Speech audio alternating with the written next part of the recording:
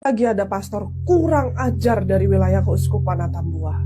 Namanya adalah Marli Nafmone. Dan yang bersangkutan adalah diosesan. Anda sudah melakukan relasi intim dengan salah satu perempuan, inisialnya DU, bahkan sampai hamil dan melahirkan di tahun 2017. Tahun ini di penghujung akhir tahun 2025, viral lah cerita ini. Bahkan saya bantu viral dari video TikTok ini.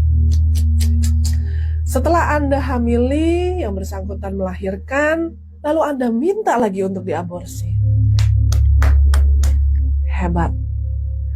Karena ini diosesan, maka menjadi tanggung jawab penuh dari Bapak Uskup Atambua. Disinyalir para gembala di sana memegang kartu asnya Bapak Uskup. Katanya 11-12, disinyalir punya sebuahnya skandal. Benar atau benar, Bapak Uskup jauh lebih tahu dan Tuhan ya jauh lebih tahu. Iya kan?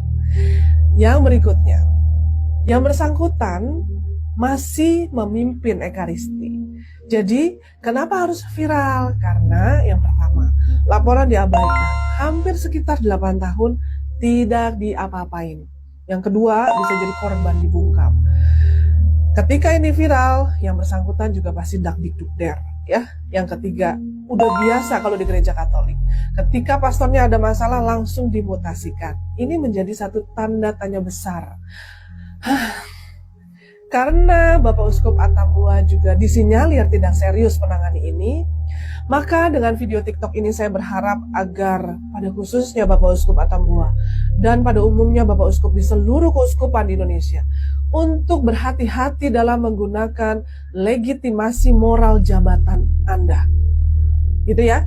Yang kedua, saya kok ngerasa bahwa yang mencemarkan gereja itu bukan korbannya, tetapi justru imam dan uskupnya. Magisterium saya. Kenapa? Karena semua masalah skandal itu dibungkam atas nama gereja. Ini menyakitkan loh. Ini sangat bernanah loh. Gitu ya. Turning points yang mau saya bahas. Yang pertama, imamat itu bukan jabatan rohani kan? Tetapi adalah sebuah tanggung jawab publik yang punya konsekuensi publik. Disinyalir Keuskupan Atambua pada khususnya dan banyak keuskupan di Indonesia itu menggunakan shame guilty. Banyak yang sudah hidup bareng sampai hamil tapi ya dibiarinin aja. Alasannya adalah kekurangan imam. How? Perlukah imam gereja Katolik di Indonesia itu harus menurunkan standarnya? Ini menjadi tantangan besar bagi para pimpinan tarekat, seminari, tahun formasi, dan keuskupan. Yang kedua, buat saya DU ini luar biasa hebat, bahkan lebih hebat daripada Marli Nafmone atau bahkan magisterium saya. Kenapa?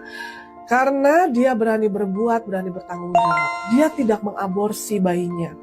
Dia lahirkan bayinya, meskipun dengan anggapan dan bisa jadi mendapat hinaan, cacian, dikatakan mungkin pengganggu dan lain sebagainya. Tapi yang bersangkutan melahirkan dan keluarga berjuang untuk menerima. Ini saya acungin jempol, saya angkat topi. Ini benar-benar punya iman, ya, benar-benar menjalani teladan Bunda Maria. Gak usah speak Bunda Maria, gak usah speak tentang Katolik, gak usah speak soal agama. Iman butuh dibuktikan.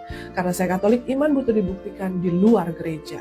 Yang ketiga, saya menerima bahwa religius itu adalah manusia. Saya manusia dan semua yang melihat video TikTok ini manusia. Tetapi saya menolak pemakluman kejahatan atas nama iman dan jubah suci. Ini menjadi rancu arti dalam jubah yang dipakai, ya. Sisanya skandal terbesar gereja bukan hanya pelaku atau Marli Nafmone, tapi ingat sistem gereja yang melindungi pelaku. Anyway, saya menjadi tanda tanya besar dalam Keuskupan Atambua, ya. Ada banyak beberapa romo yang saya kritik tentang norak dalam bermedia sosial. Lalu sekarang masalah ini dan lainnya. Ada lagi, kalau emang suka mainan burung, mainnya di luar aja, jangan di dalam gereja. Mudah-mudahan yang benar-benar menjadi imam adalah orang-orang yang capable atau yang memang punya tanggung jawab dalam kaulnya, Atau seperti Yesus, agar eksistensi gereja Katolik bukan hanya sebagai sistem gereja, tetapi juga memanusiakan manusia. Kalau saya sungguh-sungguh mengecam Marlin Akmone juga keuskupannya. Selamat berpikir, mudah-mudahan DU selalu dalam lindungan Tuhan, anaknya selalu diberikan kemudahan